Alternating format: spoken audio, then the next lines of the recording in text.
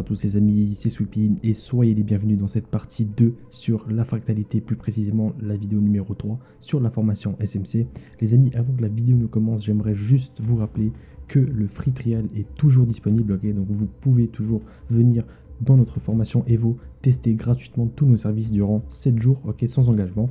Et si vous voulez participer au concours Instagram et donc être potentiellement un gagnant d'un abonnement, soit de 1 mois, 3 mois ou 1 an chez nous, je vous laisse bien vous abonner à mon compte Instagram, vous abonner à ma chaîne YouTube et commenter les vidéos YouTube, les amis. Donc quand je vais tirer au sort, il suffit que vous ayez une vidéo commentée et être abonné à mes deux comptes pour que vous soyez bien éligible à gagner le concours. Ça se passe une fois par semaine sur ma chaîne YouTube, les amis. Donc je vous dis à la semaine prochaine. Et sur ce, c'est parti pour la vidéo.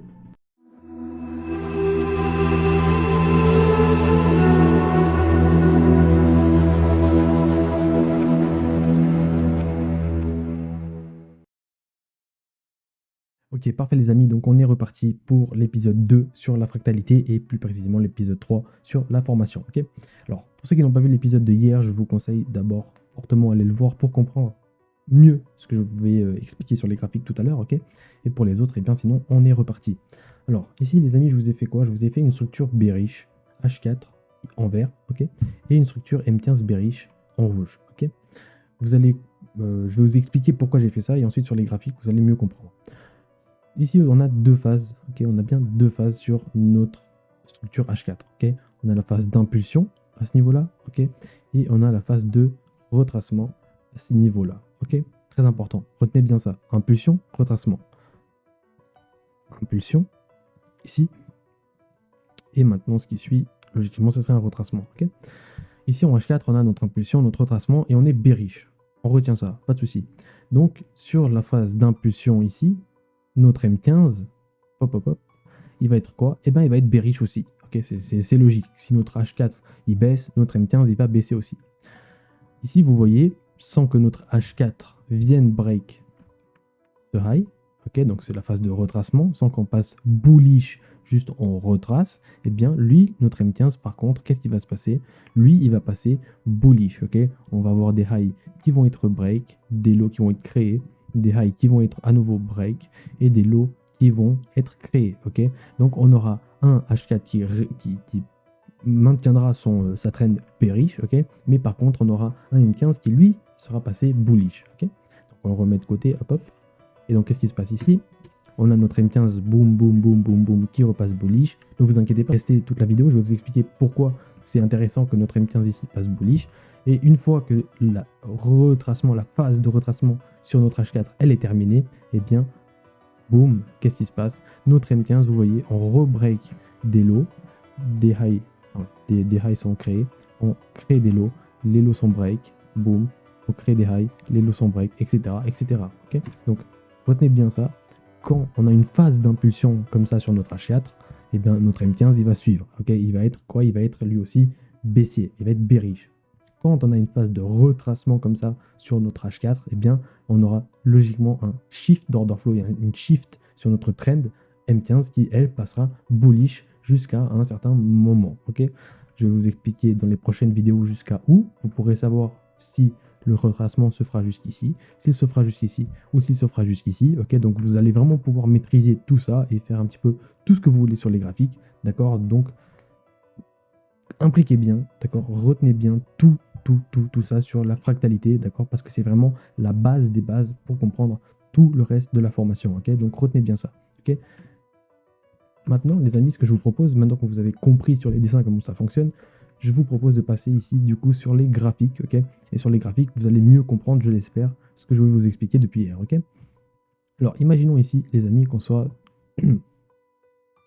hop, en train de démarrer notre analyse à partir de là, ok, et donc là, qu'est-ce qu'on a? On a un marché qui est très baissier, ok, on a des lots qui sont créés, comme je vous ai dit, je vais enlever ça, on a des lots qui sont créés à ce niveau-là et qui sont break, ok, on a à nouveau ici un lot qui est créé, boom, et qui est break à ce niveau-là, parfait, et qu'est-ce qu'on a ici? On a un nouveau lot ici, boom, qui est break à ce niveau-là, ok, donc c'est parfait.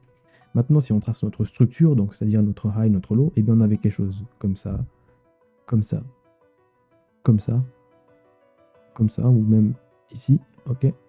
Et maintenant, on a le lot qui est créé à ce niveau-là. Ah non, pardon. On a ici encore une structure. Boom. Nouveau high. Et nouveau lot. Ok. Donc on a ici notre high, notre lot. Donc ça, c'est la dernière structure valide sur notre H4. Ok. Donc on note bien. Regardez, on va prendre ici un petit texte ancré. On va écrire H4 bearish. Pas de souci. Ok. Notre H4, lui, il est bearish. Retenez bien ça, les amis. Notre H4, il est bearish. Maintenant, ce qu'on va faire, c'est qu'on va passer en 15 minutes et vous allez voir le changement. Alors, je vais juste vous effacer tout ce qu'on n'a plus besoin, c'est-à-dire les anciennes structures, etc. Ok. Et on va passer en 15 minutes. Boum. Et là, voilà. Je pense que ça a déjà sauté aux yeux pour pas mal d'entre vous. Mais bizarrement, les gars, bizarrement, sur notre H4, on est quoi? Eh bien, on n'est pas bearish. On n'est pas bearish, ok? Comme je vous ai expliqué, on peut se retrouver du coup avec un M15, boum, qui break des highs, etc., etc. Du coup, on a quoi? Une structure ici, boum, qui est bullish. Ok, on a une structure ici qui est bullish. Donc, si on a un H4 bearish, hop, hop, et un M15 bullish, comment allons-nous faire pour bien trader? Est-ce qu'on va prendre position? Est-ce qu'on va s'abstenir de prendre des positions, etc.? Non, ok. Comme je vous ai dit, les amis, tout à l'heure, le but de ce plan, le but des SMC, etc., c'est de pouvoir imbriquer toutes nos unités temps pour faire un petit peu tout ce qu'on veut, ok. Donc, on va repasser en H4 et je vais vous expliquer tout ça dans le détail et j'espère que ça va vous éclairer, ok. Alors, c'est peut-être un mauvais exemple parce que là, logiquement, on a déjà eu la phase de retracement à ce niveau-là. Oups là, on a déjà eu la phase de retracement à ce niveau-là et la phase d'impulsion qui s'est faite où on aurait dû break ce lot. Mais le prix, voilà, à mon avis, hein, il n'a pas voulu break ce lot. C'est pas à mon avis, je ne travaille pas chez BlackRock, ok, mais il leur manquait de la liquidité, donc le prix recrée ici de la liquidité pour ensuite faire un mouvement baissier potentiellement et venir récupérer tout ça, ok. Donc on retient ça, on est bearish, etc. Maintenant, si je vous trace, eh bien des supplies.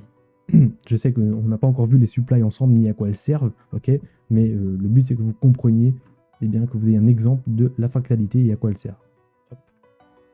Ok. Imaginons ici on a une supply chain H4. Okay, donc ça veut dire quoi? Qu'à l'intérieur de ce petit rectangle qu'on appelle supply, boum, à l'intérieur de ce petit rectangle qu'on appelle supply, on s'attend à une réaction baissière pour du coup faire ce mouvement baissier, cette impulsion et venir récupérer toute cette liquidité. Ok, c'est ce à quoi on s'attend. Du coup, si par exemple on repasse maintenant vite fait en M15, si le graphique le veut bien, merci.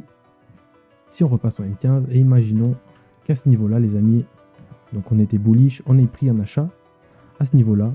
Je vais faire un exemple. On a pris un achat à ce niveau-là et qu'on ait, je sais pas moi, target là-haut. Okay, pourquoi placer notre target ici en haut serait complètement insensé? Je vous laisse répondre en commentaire, je vous laisse 2-3 secondes. Okay, pourquoi placer un target ici en haut serait insensé? Ben, les amis, pourquoi? Parce que notre H4, lui, il est bearish, les amis. Notre H4, il est bearish. Regardez, si on passe en H4, boum, notre H4, il est bearish. On s'attend à une réaction à ce niveau-là. Ok, donc logiquement, si on s'attend à une réaction à ce niveau-là et que nous, on est en train de target des niveaux plus hauts, et ben le prix, qu'est-ce qu'il va nous faire? Il va nous réagir comme il a fait ici. Boum, pour potentiellement bien soit nous BE, soit nous SL si on n'a pas mis notre SL à BE. Ok, donc le niveau le plus sûr que vous pourrez avoir pour placer votre target si vous prenez des achats sur cette phase de retracement, et ben ça sera boum, cette zone de supply H4, ok. Ce sera votre zone safe de target. Pourquoi? Parce que vous vous attendez, comme je vous ai dit, à ce que l'order flow et la trend changent à ce niveau-là et qu'on revienne break ce lot, ok. Et du coup, qu'est-ce que vous avez fait là? Du coup, vous avez imbriqué votre H4, vous avez imbriqué votre M15 ensemble et vous vous êtes dit, ok, je peux prendre des achats parce que je suis bullish en M15, mais jusqu'où je vais prendre mon achat, je ne vais pas être débile et je vais le prendre jusqu'à un niveau clé. C'est-à-dire que je vais le prendre jusqu'à un niveau où mon H4 va se retourner et où je vais après pouvoir reprendre des ventes sur mon M15 et sur mon H4. Ok, et ensuite, quand tout sera fait, comme je vous ai dit hier, vous allez pouvoir charger les positions vendeuses agressives parce que vous aurez un M15 et un H4 qui seront pareils. Ok, donc voilà les amis. Si c'est un petit peu flou pour certains, vous n'avez pas très bien compris tout ça, je vous ai fait un PDF, ok, je vous ai créé un PDF sur la fractalité de marché, vous pouvez le retrouver totalement gratuitement, vous inquiétez pas, sur mon Telegram, les amis, donc le lien il est en bio, vous rejoignez le Telegram et vous pourrez le télécharger sans aucun problème, et j'espère que ce sera plus clair pour ceux, en tout cas, qui aiment avoir des dessins sous les yeux, ok. Sur ce les amis, moi je vous dis à demain pour une nouvelle vidéo ou à dimanche, ok, je ne suis pas sûr de faire une vidéo demain, si ce n'est pas le cas, ce sera dimanche sûr. et on passera du coup à la vidéo numéro 4 et la partie numéro 4 sur la formation. Je vous dis les amis, un bon week-end à tous, passez un très bon week-end, profitez bien et à lundi ou à dimanche.